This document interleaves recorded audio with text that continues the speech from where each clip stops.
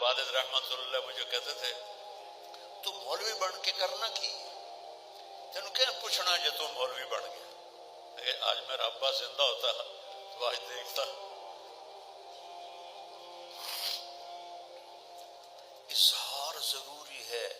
بچے بڑے میرے بچے ایک تو اللہ نے لے لیا اور ایک شادی شدہ بچوں والا ہے, اس کو آج بھی میں ایسے گلے لگا کے کھڑا رہتا ہوں کہ فریکوینسی جو ہے نا شفٹ ہوتی. اب تو یہ خود باپ ہو گیا, اب اس کو کہاں میں نہیں, میرے لیے وہ وہی 4 سال کا ہے, اس کو سینے سے لگاؤ. ماؤں سے کہتا ہوں, والدین سے کہتا ہوں, اظہار کرو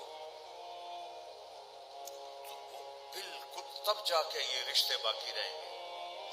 میرے نبی جیسی ہستی حسن حسین کو کمر پہ بٹھا کے اور کمرے میں چکر لگا رہے ہیں,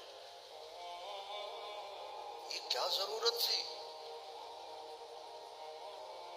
قاب قوسین او ادنا عسیٰ ان یبعثک ربک مقاما محمودا.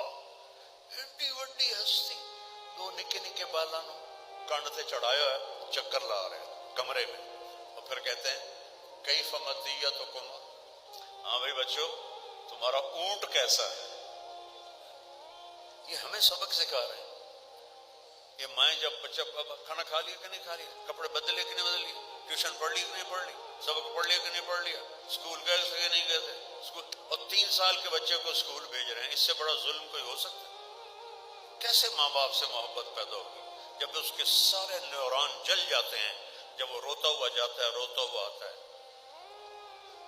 3 سال اس کو ماں کی گود چاہیے. 7 سال تک میرے نبی نے نماز کا بھی نہیں کہا, 7 سال کے بعد فرمایا نماز کا کہو جو سب سے بڑا فریضہ ہے. اور یہاں 30 سال کے بچے کو اسکول بھیج رہے ہیں. اور میں نے ایک پمفلٹ پڑھا کہ ہم 18 مہینے کا بچہ بھی لے لیں گے, پھر منہ تھوڑا نام مراداں دا, بس ہم پیسے دے دو پیمپر سے آپ پہ دھو لوں. یہ تو کاروباری ادارے ہیں, یہ کوئی تعلیمی ادارے تھوڑے ہی.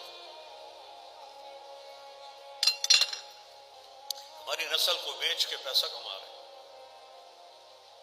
ان بچوں کو پتہ ہی نہیں انسانیت کیا ہے, ماں کیا ہے, باپ کیا ہے. تو میرا نبی بتاتا ہے. میرے نبی نے اپنی ماں کا مرتبہ سنا. یہ مائیں بیٹھی ہیں کبھی, آپ نے کہا کاش میری ماں زندہ ہوتی. کون ہے یہ؟ بولو کون ہے یہ؟ کون کہہ رہا ہے؟ او بولو سناؤ مجھے, کون کہہ رہا ہے؟ کاش میری ماں زندہ ہوتی اور میں عشاء کی فرض